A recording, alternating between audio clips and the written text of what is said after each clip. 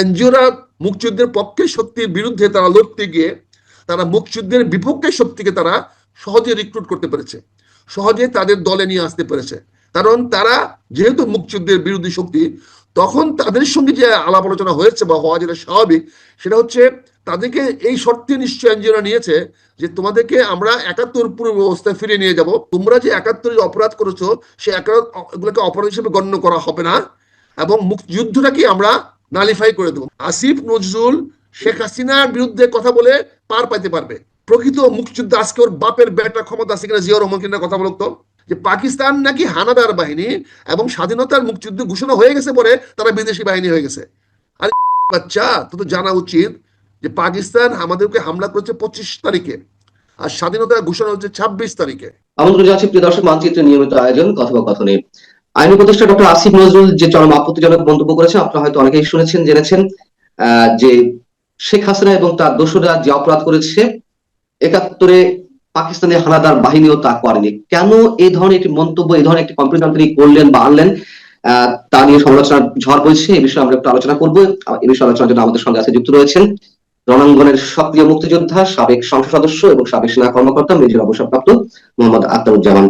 Major Akhtaruzzaman, আপনাকে স্বাগত জানাচ্ছি আমাদের অনুষ্ঠানে। এবং শুরুতে যে কথাগুলো বলছিলাম সে বিষয়ে একজন মুক্তিযোদ্ধা হিসেবে আপনার প্রতিক্রিয়াটা কি? ডক্টর আসিফ নজরুল যে মন্তব্য করেছেন, আপনি এটাকে কিভাবে মূল্যায়ন করবেন?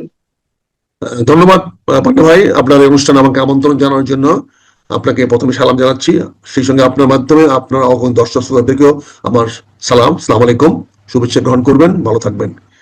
আমার এই প্রশ্নের জবাবটা দিতে গেলে আপনাকে কিছুটা পিছনে যেতে হবে, সরাসরি আমি না বলে যেতে হবে। আপনি দেখেন, আমরা বিএনপি সহ বিভিন্ন রাজনৈতিক দলগুলো গত 15 বছর ধরে আমরা এই সরকারের বিরুদ্ধে আন্দোলন করে আসতেছি একটি সুষ্ঠু অবাধ নিরপেক্ষ নির্বাচনের জন্য। আমাদের রাজনৈতিক দলের বক্তব্য ছিল আমরা একটা সুষ্ঠু অবাধ নিরপেক্ষ নির্বাচন চাই এবং নির্বাচনের মাধ্যমে ক্ষমতার পরিবর্তন হোক বা ক্ষমতা আরোহণ হোক সেটা চাই, অর্থাৎ রাষ্ট্রীয় ক্ষমতায় যেতে হলে নির্বাচন লাগবে। এটা ছিল আমাদের আন্দোলনের পটভূমিকা।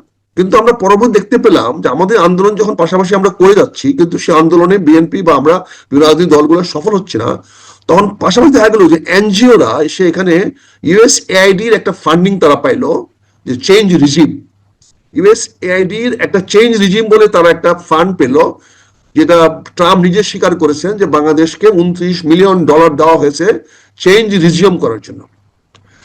আমেরিকানরা যখন ইউএসএআইডির চেঞ্জ রিজিউমটা দিল, তারা দিল কিন্তু এনজিওর মাধ্যমে, কোনো রাজনৈতিক দলের মাধ্যমে নয়।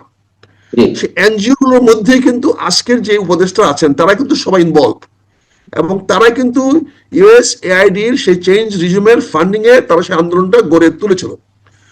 তারই একটা অংশ হিসেবে এই দেশের কোন রাজনৈতিক দল কিন্তু তাতে অংশগ্রহণ করে নাই। সেখানে বিশ্ববিদ্যালয়ের ছাত্র সংগঠন, কিছু ছাত্র সংগঠন নাম দিয়েও না, কিছু বেনামি সংগঠন ওই এনজিওদের টাকা সেটা করেছে। আসিফ নজরুল সাহেব বিং এ ইউনিভার্সিটির টিচার, ইনি ঢাকা বিশ্ববিদ্যালয়ে এই ফান্ডটা ডিস্ট্রিবিউশন করেছেন, অর্গানাইজ করেছেন। এটা অনেকেই বলে, এটা হয়তো একদিন তদন্ত করলে বেরিয়ে আসবে। আসিফ নজরুল সাহেব ছিলেন একজন ওয়ান অফ দি কোঅর্ডিনেটর। উনি একা না, উনি আরো আসছিলেন, আদিলুর রহমান ছিল সেখানে, সফিউল আলম ছিল, এবং আরো অনেকে মিলে এই আন্দোলনটাকে তারা এনজিও পয়েন্ট অফ ভিউতে চেঞ্জ রিজিউম করার জন্য, অর্থাৎ রিজিম চেঞ্জ করবে তারা। এখন তাদের কোনো রাজনৈতিক আদর্শ ছিল না, রাজনৈতিক কোনো ছিল না। কিন্তু আমাদের দেশে, বাংলাদেশ সাধারণত দুইটা ভাগে বিভক্ত হয়ে গেছে, যেটার জন্য পরোক্ষ বা প্রত্যক্ষ আওয়ামী লীগ নিজে দায়ী ছিল। সেটা হচ্ছে মুক্তিযুদ্ধের পক্ষের শক্তি এবং মুক্তিযুদ্ধের বিপক্ষের শক্তি। এই দুটি শক্তিতে 15 বছরে দেশটাকে ভাগ করা হয়েছে। ফলে এনজিওরা মুক্তিযুদ্ধের পক্ষের শক্তির বিরুদ্ধে তারা লড়তে গিয়ে তারা মুক্তিযুদ্ধের বিপক্ষের শক্তিকে তারা সহজে রিক্রুট করতে পেরেছে, সহজে তাদের দলে নিয়ে আসতে পেরেছে। কারণ তারা যেহেতু মুক্তিযুদ্ধের বিরোধী শক্তি, তখন তাদের সঙ্গে যে আলাপ আলোচনা হয়েছে বা হওয়া যেটা স্বাভাবিক, সেটা হচ্ছে তাদেরকে এই শর্তে নিশ্চয় এনজিওরা নিয়েছে যে তোমাদেরকে আমরা ৭১ পূর্ব ব্যবস্থায় ফিরে নিয়ে যাব, তোমরা যে ৭১ অপরাধ করেছো সে এগুলোকে অপরাধ হিসেবে গণ্য করা হবে না, এবং মুক্তিযুদ্ধটাকে আমরা নালিফাই করে দেবো, মুক্তিযুদ্ধকে আমরা ওই বাটন রিসেট করে দেবো, এটাকে আমরা বাদ দিয়ে দিব, চ্যাপ্টার থেকে বাদ দিয়ে দিব।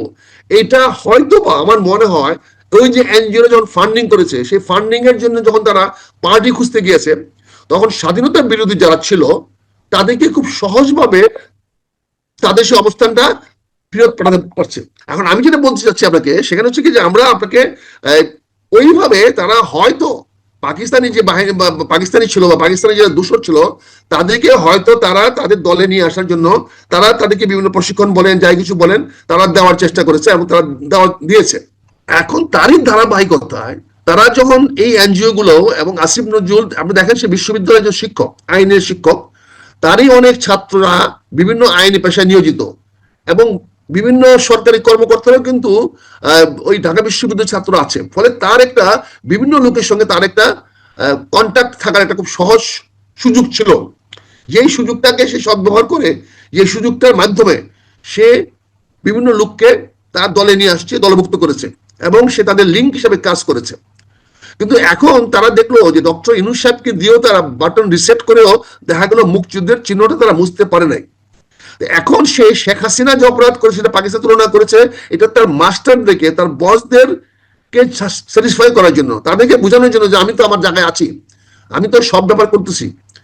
এর প্রতিবাদ যাতে করা দরকার ছিল, আমরা মুক্তিযুদ্ধরা আজকে দুর্ভাগ্যজনকভাবে ঐক্যবদ্ধ নই এবং আওয়ামী লীগ সরকার গত 15 বছরে মুক্তিযুদ্ধ থেকে যারা নিগৃহীত করেছে তারা জীবন মনে করেন তারা জিয়াউর রহমানকে তারা রাজাকার বলেছে। এখন কি অবস্থা হয়েছে, এখন মুক্তিযুদ্ধ থেকে গালি দিলে আমাদের গালি একটু লাগে না ভাই, এটা দুঃখজনক হলে সত্য যে মুক্তিযুদ্ধ থেকে গালি দিলে গালিটা আমাদের গায়ে লাগে না। কারণ এখন মুক্তিযুদ্ধ বলতে আমরা বুঝি আওয়ামী লীগের মুক্তিযোদ্ধা, আওয়ামী লীগের ধান্দাবাজ, আওয়ামী লীগের ভাতাবাজ, আওয়ামী লীগের ওই চাকরিবাজ যারা মুক্তিযুদ্ধ বিক্রি করে চাকরি করেছে, এরা শুধু মুক্তিযুদ্ধের কোনো সম্পর্ক নাই। আসিফ নজরুল শেখ হাসিনার বিরুদ্ধে কথা বলে পার পাইতে পারবে, প্রকৃত মুক্তিযুদ্ধ আজকে ওর বাপের বেটার ক্ষমতা আছে কিনা জিয়াউর রহমান কিনা কথা বলতো, কিন্তু মুক্তিযুদ্ধকে বিভক্ত করে ফেলেছেন। আজকে যে মুক্তিযুদ্ধ আওয়ামী লীগ দাবি করে সেই মুক্তিযুদ্ধ কিন্তু গালি দিবেই, সেই মুক্তিযুদ্ধ কিন্তু গালি দিবে, তারা সে মুক্তিযুদ্ধ গালি দিবে, 100 গালি দিবে, সেটা আমরা ওন করবো না। কিন্তু প্রকৃত মুক্তিযুদ্ধ যারা ভাতা খায় নাই বলুক, 71-এর বিরুদ্ধে বলুক। আবার এখানে দেখেন সে কি ক্লেভারলি কি বলছে যে পাকিস্তান নাকি হানাদার বাহিনী এবং স্বাধীনতার মুক্তিযুদ্ধ ঘোষণা হয়ে গেছে পরে তারা বিদেশি বাহিনী হয়ে গেছে। বাচ্চা তো জানা উচিত যে পাকিস্তান আমাদেরকে হামলা করেছে 25 তারিখে আর স্বাধীনতার ঘোষণা হচ্ছে 26 তারিখে। পাকিস্তানিদের উপরে হামলা করেছে, ঢাকা বিশ্ববিদ্যালয়ে হামলা করেছে 25 তারিখে রাত্রে, সেই রাত্রে তো স্বাধীনতা ঘোষণা হয় নাই। তখন ওকে গালি দিলে কি হবে বলেন, ওই বেটা চেয়ারে বসে তো মনে করে অনেক কিছু হয়ে গেছে। কাজে সে 25শে মার্চের সেই হানাদার বাহিনী বলতে চায়, সে হানাদার বাহিনী, সে পাকিস্তান বাহিনী, পাকিস্তানের সেনাবাহিনী টিক্কা খানের নেতৃত্বে সেদিন বাংলাদেশের মানুষের উপরে টর্চার করেছে, অমানবিক নির্যাতন করেছে। ওই বেটা সেটা নিয়ে কথা বলার সাহস পাচ্ছে না। কাজে আজকে আমি আপনাকে বলবো যে এই মুক্তিযুদ্ধ আজকে বিভক্ত বলেই, মুক্তিযুদ্ধ আজকে বিভক্ত হয়েছে বলেই এবং বিভক্ত করা হয়েছে বলেই আজকে রাজাকারের বাচ্চারা, আজকে স্বাধীনতার বিপক্ষের বাচ্চারা, আজকে আসিফ নজরুলের মতো এরকম কুচরিত্রে দুশ্চরিত্রের লোকেরা আজকে মুক্তিযুদ্ধের বিরুদ্ধে কথা বলার সাহস পায়। এটার জন্য কিন্তু যতটা দায়ী না আসিফ নজরুল, তার চেয়ে অনেক বেশি দায়ী শেখ হাসিনা। না ঠিক আছে, আমি আপনার ইমোশনটা বুঝতে পারছি, কিন্তু ব্যক্তি শেখ হাসিনা বা ব্যক্তি শেখ হাসিনার দোসর অথবা তার দল আওয়ামী লীগ তাদেরকে টার্গেট করতে গিয়ে, অথবা আপনি যদি বলেন শেখ হাসিনা মুক্তিযোদ্ধাদেরকে তাদের মাঝে বিভক্তির সৃষ্টি করেছিল, পুরো দেশটাকে বিভক্তির মধ্যে রেখেছিল, এখন এইগুলোকে সামনে নিয়ে এসে পুরো মুক্তিযুদ্ধকে বিতর্কিত করা হবে, আমরা সেই সব মান অভিমান থেকে আপনাদের প্রতিক্রিয়াটা সেভাবে পাবো না, আমার বিষয়টা কিরকম? পান্না ভাই, বিষয়টা আমি আরেকটু স্পষ্ট করি। বিষয়টা হলো সময়ের প্রেক্ষাপটে স্পষ্ট করি। আওয়ামী লীগ চেয়েছিল, আওয়ামী লীগকে মুক্তিযুদ্ধের সমর্থক করার চেষ্টা করেছিল। আওয়ামী লীগ মানে মুক্তিযোদ্ধা, মুক্তিযুদ্ধে মানে আওয়ামী লীগ।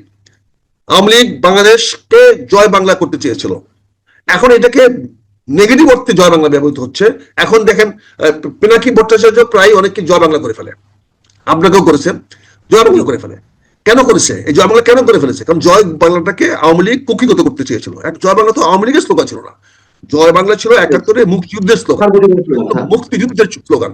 কিন্তু সেই মুক্তিযুদ্ধের স্লোগানটাকে আওয়ামী লীগ কুক্ষিগত করার চেষ্টা করেছিল, তার দলভুক্ত করার চেষ্টা করেছিল। ফলে আজকে জয় বাংলার বিরুদ্ধে কথা বলে মুক্তিযুদ্ধরা আহত হয় না, তাদের সেন্টিমেন্টাল লাগে না। কারণ গত 50 বছরে এই শব্দটাকে, জয় বাংলা শব্দটাকে আওয়ামী লীগ তার দলীয়করণ করে ফেলেছে। একইভাবে মুক্তিযুদ্ধকে গত 15 বছরে এটা শেখ হাসিনা তার ভালো মনে করেছিল, কিন্তু এটা কোনো দুর্ভাগ্য দাঁড়িয়েছে যে আজকে কোনো মুক্তিযুদ্ধে, কোনো ভাতাদারি মুক্তিযুদ্ধ আজকে শেখ হাসিনার পক্ষে দাঁড়ায় নাই। পান্না সাহেব, আজকে আপনি মুক্তিযুদ্ধের পক্ষে কথা বলছেন, কিন্তু হাসান মাহমুদের মতো বাচ্চারা এদেশ থেকে ভাইগে গেছে, যারা মুক্তিযুদ্ধের জন্য চিল্লাইতো, মুক্তিযুদ্ধের ভাতা খাইতো, আজকে ওই যে উবায়দুল কাদের সারা দেশটাকে সমাবেশ করে ঢেকে গেছে, আজকে ওই বাচ্চাদের পক্ষে আপনাকে পান্না ভাই কথা বলতে হয়। দুর্ভাগ্যটা এখানে, আজকে দুর্ভাগ্যগুলো আজকে কোথায় আপনার মুজাম্মেল বাবু, ওই বাচ্চা কোথায় আজকে, যে মুক্তিযোদ্ধার আজকে ৭১ এগুলা কোথায় বলেন? বিদেশ থেকে বড় বড় কথা বলে, কিন্তু আজকে পান না ভাই। আপনি মুক্তিযুদ্ধের বেনিফিশিয়ারি না, আপনি 15 বছর আওয়ামী লীগ সরকারের বেনিফিশিয়ারি না, কিন্তু আজকে আপনি বিবেকের তাড়নায় মুক্তিযুদ্ধকে গালি দিলে আপনি গায়ে লাগতেছে, আপনি কষ্ট পাচ্ছেন, আপনি বিবেক নাড়া দিচ্ছে, এই আজকে আপনি আমাদেরকে বলতে চেষ্টা করতেছেন, আমাদের কাছে আসতেছেন। আমি আপনাকে শ্রদ্ধা জানাই, সম্মান জানাই, কিন্তু ওই বাচ্চারা কোথায়? ওই বেটা প্রতিবাদ করে না কেন? ওই বেটা বলে না কেন আসিফ নজরুলের মৃত্যুদণ্ড ঘোষণা করে না কেন? কলকাতা থেকে, দিল্লি থেকে কেন ঘোষণা করে না? বাস্তবায়িত করতে পারো আর না পারো, তারা তো ঘোষণা করতে পারে, তারা তো টক শোতে দিয়ে কথা বলে, তারা তো বিভিন্ন দেখি ইন্টারনেটে ফেসবুকে কথা বলে। কেন ওই সমস্ত সালারা, ওই আওয়ামী লীগের বাচ্চারা এখন যারা বিদেশে ভাইগে আছে, লক্ষ লক্ষ নেতা কর্মীদেরকে দেশের মাটিতে ফেলে দিয়ে, তাদেরকে বিপদে ফেলে দিয়ে, আরে বাবা তোরা যে একটা বছর চলে গেছে, একটা লোকের তো লোমও চিনতে পারে নাই, 12 মাস চলে গেছে, তোরা আরো 12 মাস জেলে থাকতি, দেশ ভেঙে গেলি কেন? তুই দেশ ভেঙে গেলি কেন? তুই দেশের জেলে থাকতি, ওদের তো কারো কিছু হয় না, যারা জেলে আছে তাদের তো কিছু হয় না এখন পর্যন্ত। এই সরকার তো পারে নাই, আর পারবেও না, এদের কিছুই করতে পারবে না, এদের কোনো জেল এই বিনা বিচারে আটক রাখতে পারবে? এটা শুনতে খারাপ লাগে, কিন্তু গত 12 মাসে তারা কিছুই করতে পারে নাই। কিন্তু আওয়ামী লীগের নেতারা, আমি আবার বলছি, ওই নেতারা, ওই বাচ্চারা দেশের অগণিত লক্ষ লক্ষ আওয়ামী লীগের নেতা কর্মীদেরকে বিপদে ফেলে দিয়ে আজকে তারা দেশের বাইরে চলে গেছে। আসিফ নজরুলের বক্তব্যের বিরুদ্ধে প্রতিক্রিয়া জানিয়ে তাকে কেন তারা ঘোষণা দেয় না তার ফাঁসির আদেশ দেখ? তারা কলকাতায় বসে দেখ, দিল্লিতে বসে দেখ, লন্ডনে বসে দেখ। যদি পিনাকি, ইলিয়াস ওরা যদি আমেরিকা থেকে ঘোষণা দিতে পারে, জয় বাংলা করে ফেলতে পারে, তাহলে আপনার এই জয় বাংলার বন্ধুরা, ভাইরা আমার, তারা পারে না বলতে আসিফ নজরুলকে জয় বাংলা করে দিতে? বলতে পারে না আসিফ নজরুলকে পাকিস্তানে পাঠিয়ে দেন, আসিফ নজরুলকে পাকিস্তান জানে? তারা পারস না বেটা, বাংলাদেশে বড় জঙ্গি আছে, পারস না? তোদের এত জঙ্গি ছিল, এত কিছু ব্যাটাগিরি করছ, পারস না বেটা? আরে দুটা ককটেল ফুটাস না বেটা, দুটা ককটেল আসে আসিফ নজরুল বাড়িতে ফুটে যাওয়ার মতো তোর কর্মী নাই, লোক নাই, বড় বড় কথা বলস। এত বড় বড় হুন্ডা বাহিনী, গুন্ডা বাহিনী, মোটরসাইকেল বাহিনী, হেলমেট বাহিনী বানিয়েছিলে কোথায়? আজকে আজান, আমি তো বলছিলাম যে আজান দিয়ে, আপনার অনুষ্ঠানে বলছিলাম যে আওয়ামী লীগ আজান দিয়ে বেরোবে, তারা কেন মানুষ নাই? কেন আসিফ নজরুল বক্তব্য দেওয়ার পর আপনার প্রেডিকশন কি ভুল? আপনি বলছেন যে 5 আগস্টের মধ্যে তারা আজান দিয়ে বের হবে। এখন শুনেন, আমার প্রেডিকশন তো ভুল হয়ে গেছে, কারণ আওয়ামী লীগ তো আবার গর্তে ঢুকে গেছে। আরাকান আর্মি যদি হয়, তাহলে বাংলাদেশে একটা আপনি আওয়ামী লীগ আর্মি বানান না, একটা জয় বাংলা আর্মি বানান না আরেকটা। মানে আপনি যদি মনে করেন আসিফ নজরুল জব দেবে, আসিফ নজরুলের জবটা আমি দিতে পারবো, আমি দিচ্ছি এবং দিব, কিন্তু প্রশ্ন হচ্ছে সে বেনিফিট তো আপনি নেবেন। আসিফ নজরুল আমার বন্ধু, আওয়ামী লীগকে যে গালি দেয় সে আমার বন্ধু, ওই আওয়ামী লীগের মুক্তিযুদ্ধকে যে গালি দেয় সে আমার বন্ধু, সে আমার দোস্ত, আই লাইক হিম। কিন্তু কথাটা শুনতে কি মনে হয় পান্না ভাই? পান্না ভাই, I respect you, I salute you, যে আপনি নট এই জেনারেশনের লোক হয়ে আজকে মুক্তিযোদ্ধাকে গালি দিলে আপনার কষ্ট লাগে। We are proud of you, আপনাদের সেন্টিমেন্টে আমরা গর্বিত। কিন্তু আমার এই মুক্তিযোদ্ধার এই ভাতা খাওয়ান গুলো কোথায়?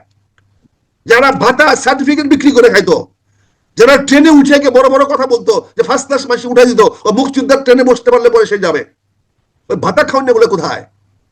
এই যে হাসপাতালে বয়ে বয়ে যে মুক্তি সংসদটা দখল করে আসলো, ওই বাচ্চারা কোথায়?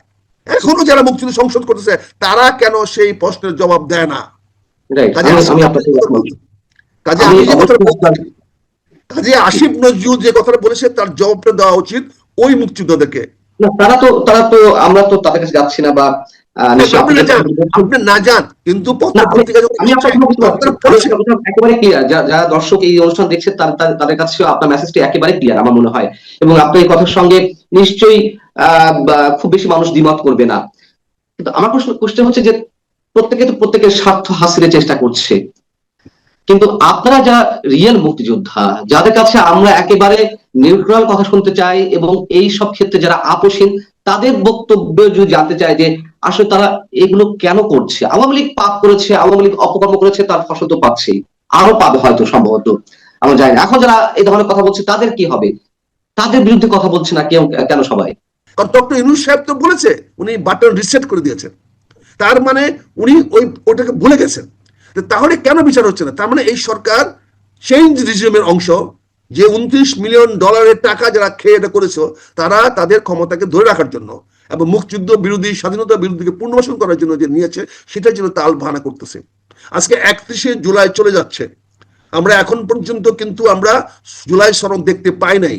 এটা নিয়ে কথা হচ্ছে, কিন্তু ব্যর্থতার দায় দায়িত্ব কেউ নিচ্ছে না। আমি তো আশা করব এই সরকার তার ব্যর্থতার দায় দায়িত্ব নিবেন। আমরা এখন পর্যন্ত কোন মিডিয়াতে, আপনি কি পেয়েছেন আমি জানি না, পান্না ভাই পাইতে পারেন কিনা, যে জাতীয় একটা জুলাই সনদপত্র হয়েছে, এবং জুলাই সনদপত্রের জন্য ছেলেরা আজকে শাহবাগ ব্লক করে গেছে। আমি তো বলি শাহবাগ না, জুলাই সনদের জন্য সারা বাংলাদেশকে ব্লক করে দেওয়া উচিত। কেন এই সরকার জুলাই সনদ দিতে পারবে না? আসিফ নজরুলের সরকার দাপ্পাবাজ সরকার, মিথ্যাবাদী সরকার, ফাঁকিবাজ সরকার, ধোঁকাবাজ সরকার। এই সরকারের ক্ষমতায় থাকার কোনো নৈতিক অধিকার নাই। তারা 6 মাস আগে বলেছে তারা জাতীয় সনদ ঘোষণা করবে, এতগুলো সভা করেছে, তারা আজ পর্যন্ত পারে নাই। এদিকে ফাঁকি কাজটা জুলাইতে হবে। এরা কেন রাষ্ট্রীয় ধাপ্পা দিয়েছে, কেন জনগণের ধাপ্পা দিয়েছে? আমি আশা করবো আপনি আহ্বানটা জানাবেন আজকে, যে আসেন আমরা সবাই বেরিয়ে আসেন। কালকে থেকে এই সরকার থাকতে পারবে না, এই সরকার থাকার কোনো নৈতিক অধিকার নাই। আসিফ নজরুল বা ডক্টর ইউনূস সাহেবদের ক্ষমতায় থাকার কোনো অধিকার নাই। যে শাহবাগের ছেলেদের সঙ্গে আসেন, আমরা সবাই একাত্মতা ঘোষণা করি। আসেন আমরা জুলাই সনদ কেন হচ্ছে না, কেন হবে না, এটা জবাব চাই।